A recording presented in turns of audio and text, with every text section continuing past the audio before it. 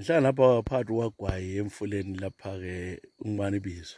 Ibizo nguMthokozisi Sibanda. Mthokozisi Sibanda. Eh Wenzani lapha swalo uGwayi river la? lapha ngisebenza kakhulu umfula lo ngiyawuthanda kakhulu uGwayi river. Ngiyagebha kakhulu izihlahla. Ngisebenza ukulapha kakhulu ngezihlahla.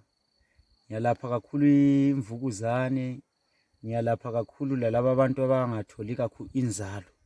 Lazo yibo abantu engidinga kakhulu izihlahla zabo khona lapha kuGwayi river.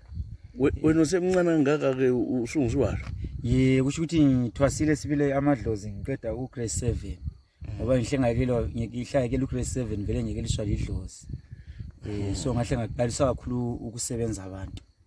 So ngiyasebenza sibile abantu kakhulu. Uyatshaya lokuchaya amathambo? Konke lamathambo ngiyatshaya. Ubone lapho ukuthi umuntu uhlutshwa yini? Ngibone lokuthi umuntu uhlutshwa yini, and then lo muntu uyabe ecatshelwe yisamething ngiyakhona ukuthi ngiyabuye ngimlayizele. Kumbe ngumuntu uyabe ucatshe noma ngumntwana noma kumbe ucatshe umuntu omdala, ngiyakwanisa ukuthi abantu babuye ngibasize. Ngitholakala eCholocho eCenter eCholocho. Yikho yelapha khona. Yikho lapha engilaphela khona. Ngapha uzodinga izihlahla. Ngapha kuGwayi ngibe senizodinga izihlahla. Lokhu abantu abelapha laba kuyini? Kulubizo, uyaphupha, ungena njani uzokwazi ukuthi kumele ube inyanga? Mina ngathi ukuze ngibe inyanga ngibe ngiphupha kakhulu izinto eziningi. Ngikwanisa ukuthi ngiphuphe umuntu maybe evelelwa yiproblem ngelanga elingako.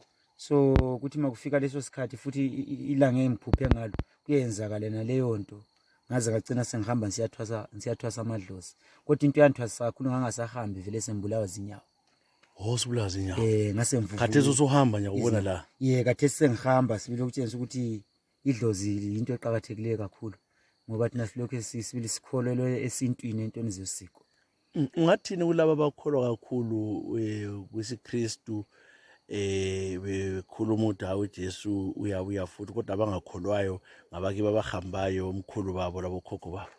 Mina kulabana kakhulu abakhonzayo isiKristu.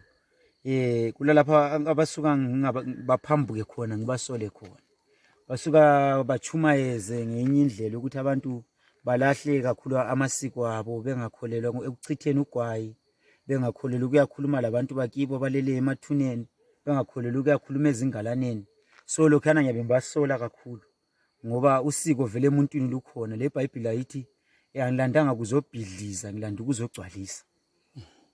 So kumele ukuthi bakwazi ukuthi laba abahamba kibo bakhona emoyeni. Laba abahambayo vele okhokho bethu bakhona emoyeni ngoba ziningi izinto ezigcina zisehlule emasontweni. Sigcine sesiyazikhulumela emndenini kubo khokho kulabo abaleleyo zilunge kodwa siziyehlule ngesiKristu. So kutshengisa ukuthi esintwini ngapha amandla akhona. uNkulunkulu ukhona, lesintu laso sikhona. Sikhangele kakhulu abantu omama abanebakhala abafuna into zokumiswa behlulekayo labana ukuthi uthola abantwana.